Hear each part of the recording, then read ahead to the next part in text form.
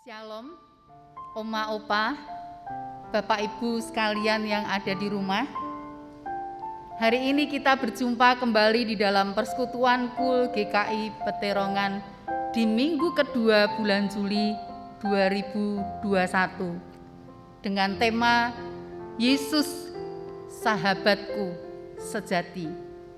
Bapak Ibu, di masa-masa sekarang ini kita pasti akan merasa lebih bersukacita kalau memiliki sahabat, karena kita butuh untuk bisa berkomunikasi, bergurau, sehingga membuat hati kita bersukacita. Untuk itu, jangan sedih karena kita mempunyai sahabat yang lebih dari segalanya, yaitu Tuhan. Kita akan nyanyikan pujian yang pertama kita, di hidupku ku ada sobat yang setia.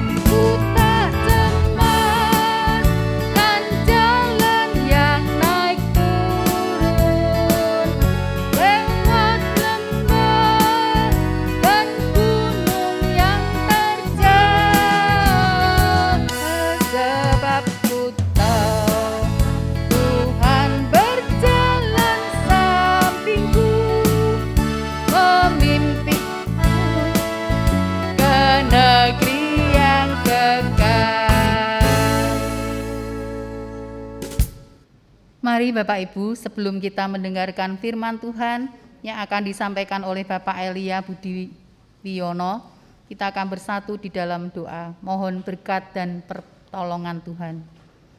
Maha besar Allah kami yang ada di dalam kerajaan surga, kami bersyukur untuk pagi hari ini, karena Engkau masih mengasihi kami, memberikan nafas kehidupan bagi kami, memberikan kekuatan dan kesehatan bagi kami, sehingga kami boleh mengikuti persekutuan KUL GKI Peterongan pagi hari ini. Ya Tuhan, kami mohon berkat Tuhan di dalam kami mengikuti kebaktian persekutuan ini, supaya kami benar-benar dapat mendengarkan firman Tuhan yang boleh menambah kekuatan iman kami. Dan kami benar-benar yakin dan percaya bahwa kami mempunyai Yesus yang menjadi sahabat kami sejati. Terima kasih Tuhan, kami mau menyerahkan ibadah kami dari awal sampai akhir di dalam tangan kasih kemurahan Tuhan kami, Yesus Kristus. Amin. Ya Bapak Ibu, kita pasti dituntun oleh Tuhan, ditemani, didampingi di masa-masa sekarang ini. Kita butuh Tuhan yang selalu menyertai kita. Mari Bapak Ibu, kita akan bersama-sama mempersiapkan diri kita untuk menerima firman Tuhan yang akan disampaikan oleh Bapak Elia Budi Wiono.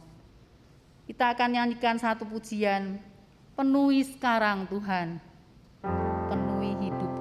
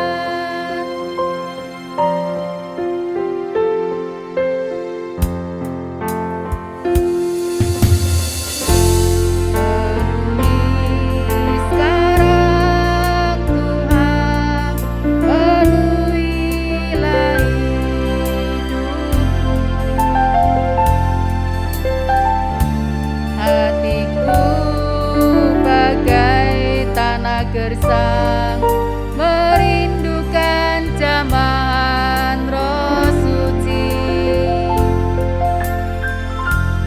Hatiku bagai bejana, ku bawa ke sungai-Mu Tuhan.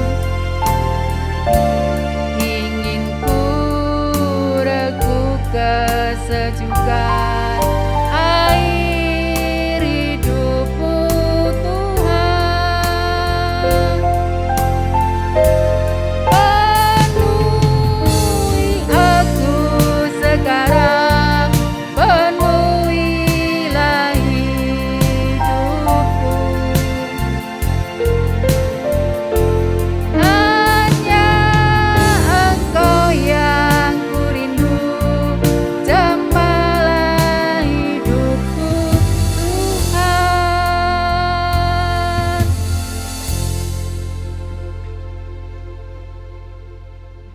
Saudara-saudara dikasihi Tuhan, mari kita akan belajar firman Tuhan.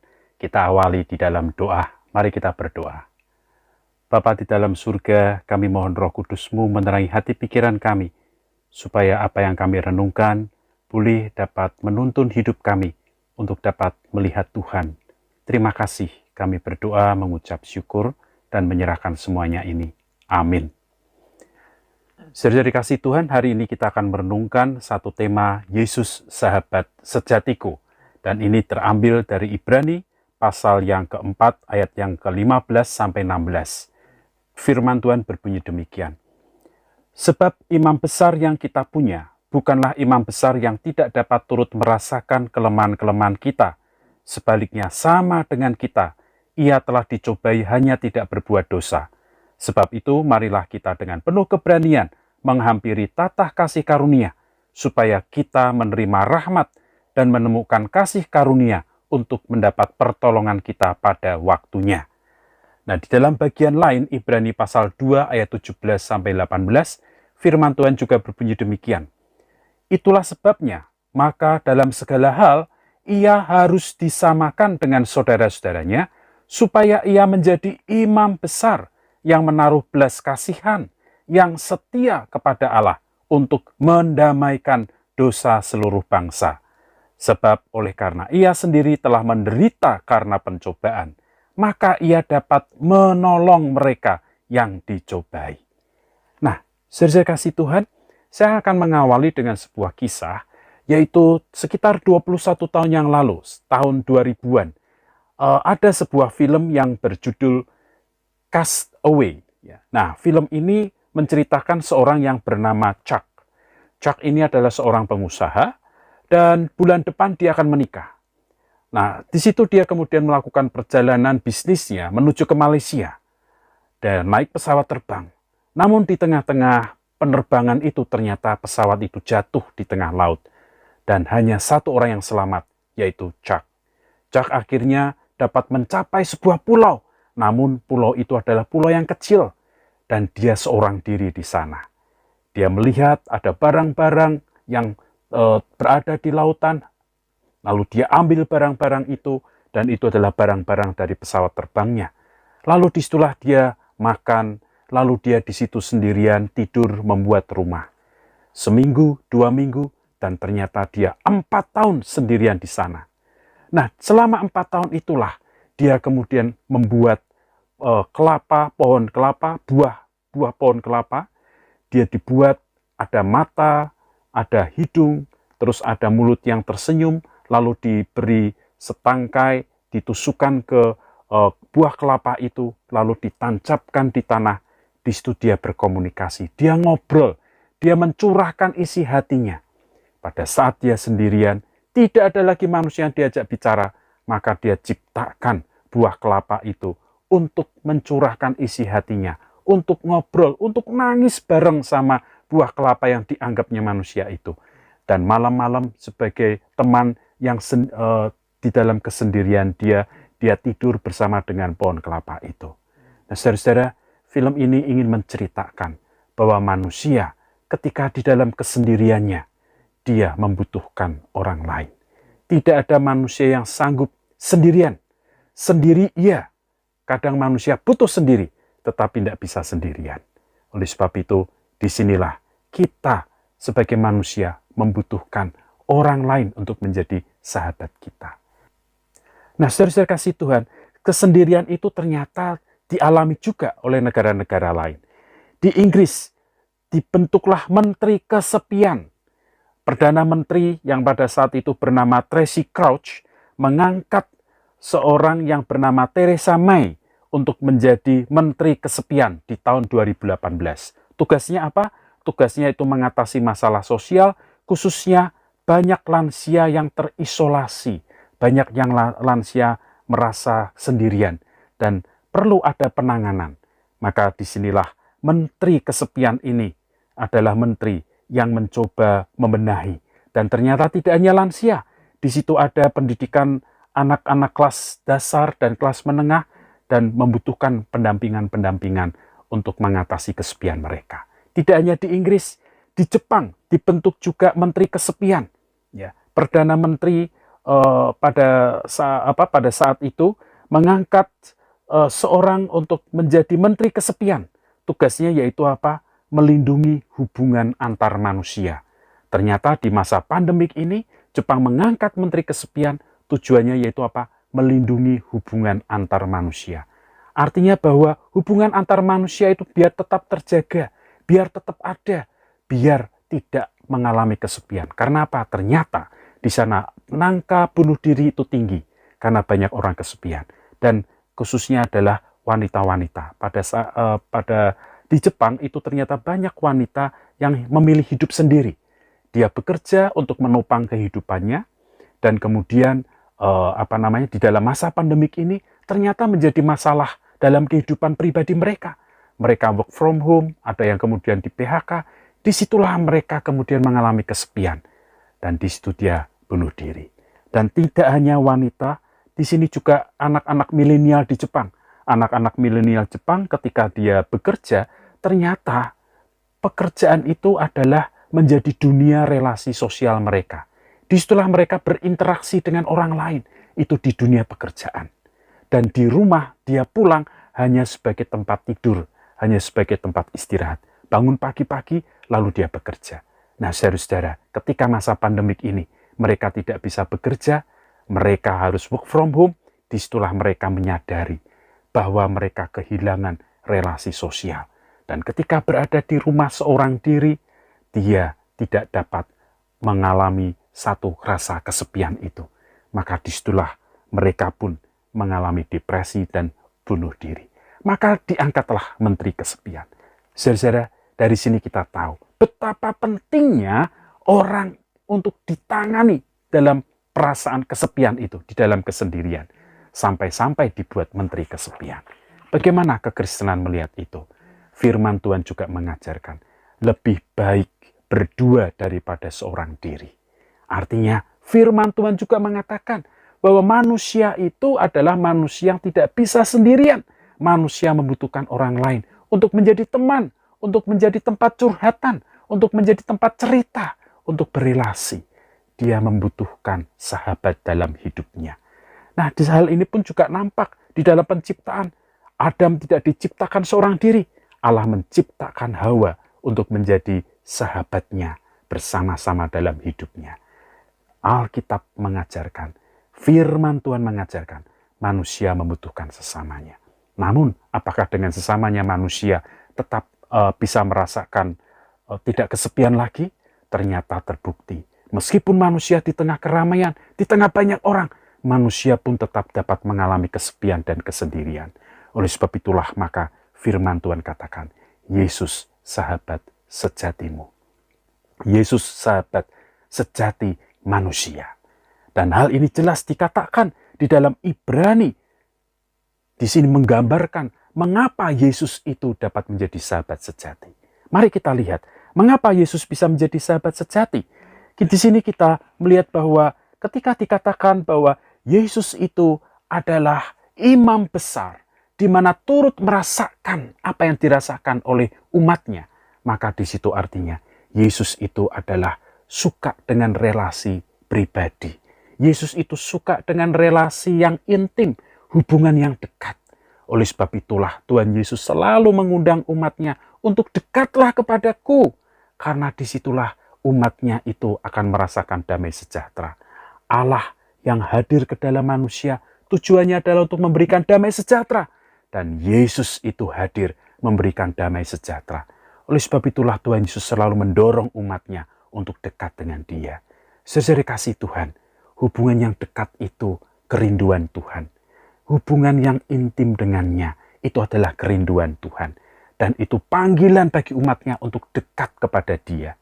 Oleh sebab itulah kenapa Israel diselamatkan dari Mesir, supaya dikatakan umatku dapat beribadah kepadaku. Artinya umatku itu dapat dekat kepadaku, umatku itu dapat melekat kepadaku. Yohanes pasal 15 dikatakan, hendaknya ranting itu melekat kepada batang pokok anggur itu. Artinya di situ Yesus ingin ada hubungan yang dekat, hubungan yang intim. Karena itulah Tuhan Yesus. Tuhan Yesus adalah pribadi yang mau melekat kepada umatnya, mau dekat kepada umatnya. Inilah pribadi dari Tuhan Yesus. Oleh sebab itulah di sini Tuhan Yesus itu dapat menjadi sahabat yang sejati. Namun Tuhan Yesus tidak hanya menginginkan umatnya itu dekat kepada Dia, melekat kepada Dia. Di sini Tuhan Yesus yang melekat dan dekat kepadanya itu adalah Tuhan Yesus yang ternyata memahami umatnya. Di sini umatnya itu sangat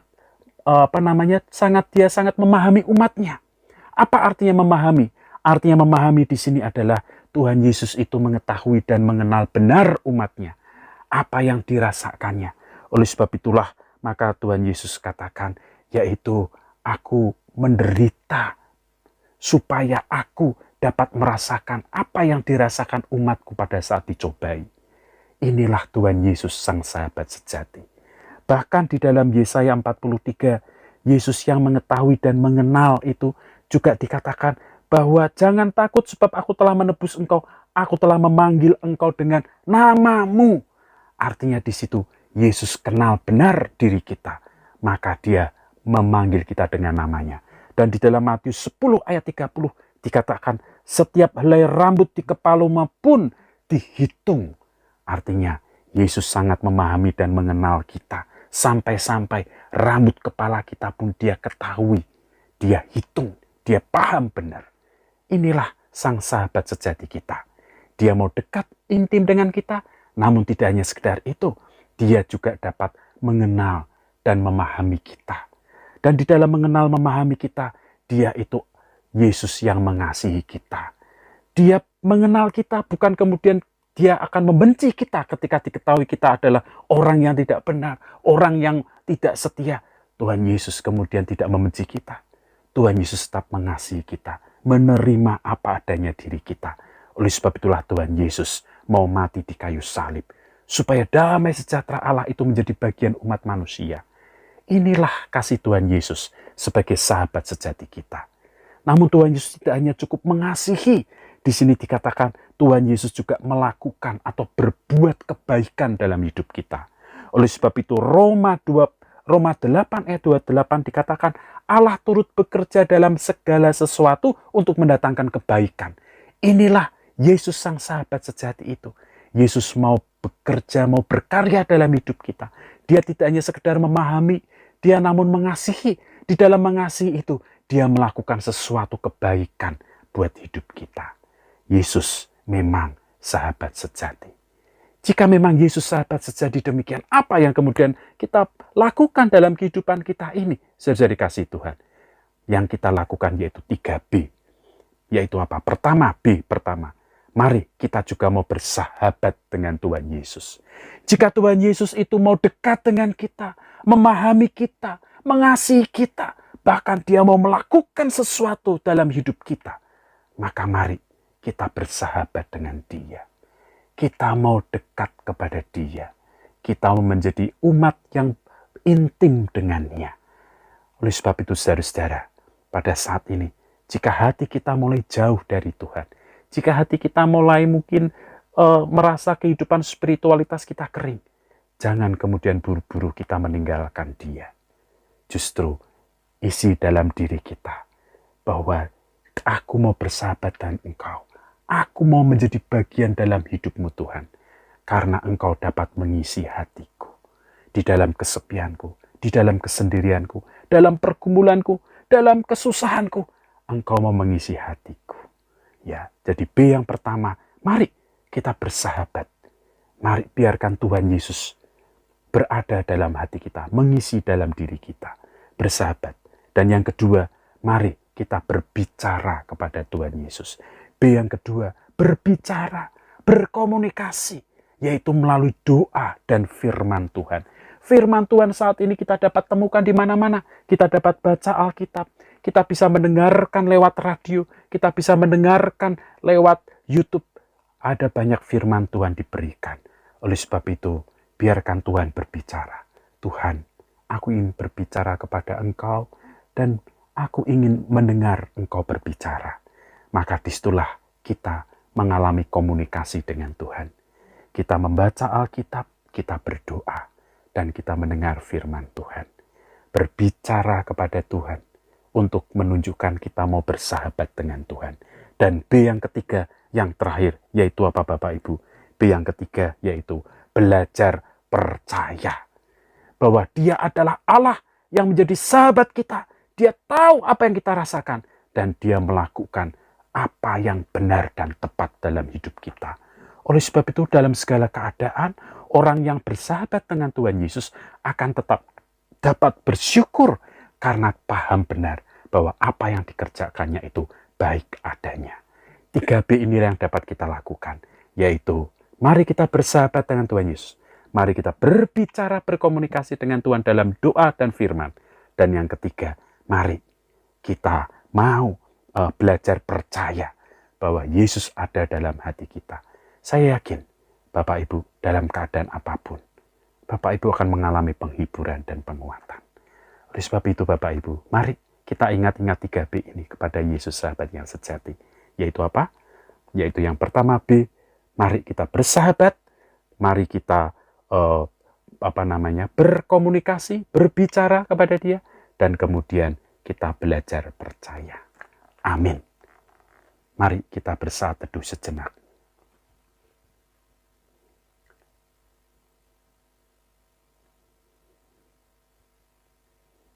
Bapa di dalam surga, melalui firman-Mu ini kami kembali diingatkan bahwa Engkau sungguh Yesus yang sangat baik dalam hidup kami. Ampuni kami Tuhan. Ini mungkin kami kurang setia. Kami masih mengikuti keinginan kami sendiri. Dan kami masih menangisi kehidupan kami. Kami merasa tidak ada satu pribadi pun yang dapat mengisi hati kami. Maka seringkali kami kecewa, bahkan kami seringkali mungkin melakukan apa yang tidak berkenan di hadapan-Mu. Namun firman-Mu mengingatkan, Engkau sungguh sahabat yang sejati. Engkau Allah yang mau dekat dengan kami dan menerima kami apa adanya. Dan di dalam segala kekurangan kami, Engkau tetap mengasihi kami.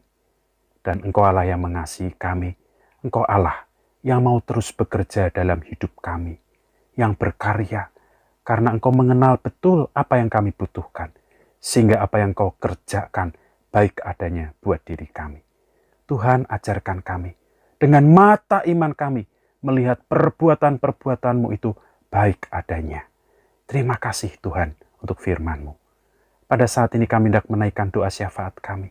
Untuk saudara-saudara kami yang sedang dalam pergumulan, Tuhan tolonglah. Kiranya Engkau mau menguatkan. Di dalam pergumulan mereka, kiranya sahabat-sahabat kami boleh dapat melihat Engkau sahabat sejati. Dan Engkau Allah yang dapat mengisi hati mereka.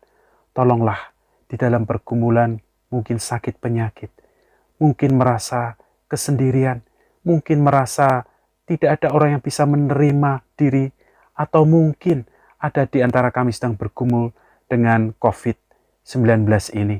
Tuhan, tolonglah. Engkau Allah sang sahabat sejati, kiranya menghiburkan dan menguatkan. Kami juga berdoa untuk saudara-saudara kami yang lain yang ada di dalam permasalahan ekonomi, kiranya Tuhan memberkati. Terima kasih Tuhan, inilah doa kami. Kami percaya Engkau Allah yang hidup ada bersama-sama dengan kami dan memberkati juga kota Semarang, negeri kami, memberkati akan bangsa kami, supaya bangsa kami pun juga mengalami akan kasih Kristus. Terima kasih. Kami mengakhiri akan persekutuan kami dan kami percaya anugerah, damai sejahtera dari Yesus sang sahabat sejati itu akan menyertai kami semua dari sekarang sampai selama-lamanya. Haleluya. Amin.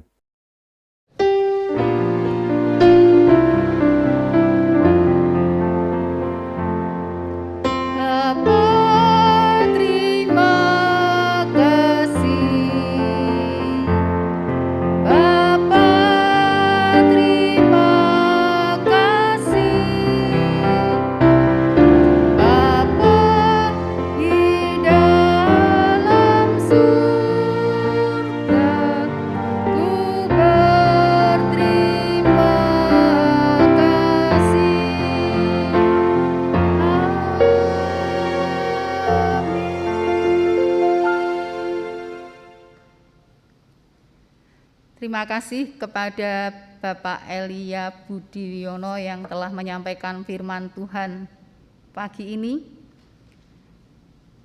Bapak Ibu, saya akan menyampaikan beberapa pengumuman. Yang pertama adalah kita akan berjumpa lagi di dalam persekutuan Kul 2 minggu yang akan datang dengan tema menjadi sahabat semua orang. Bapak Ibu bisa menyaksikan video persekutuan ini di YouTube dan mendengarkan di siaran radio Iktus. Terima kasih. Tuhan Yesus memberkati kita semua.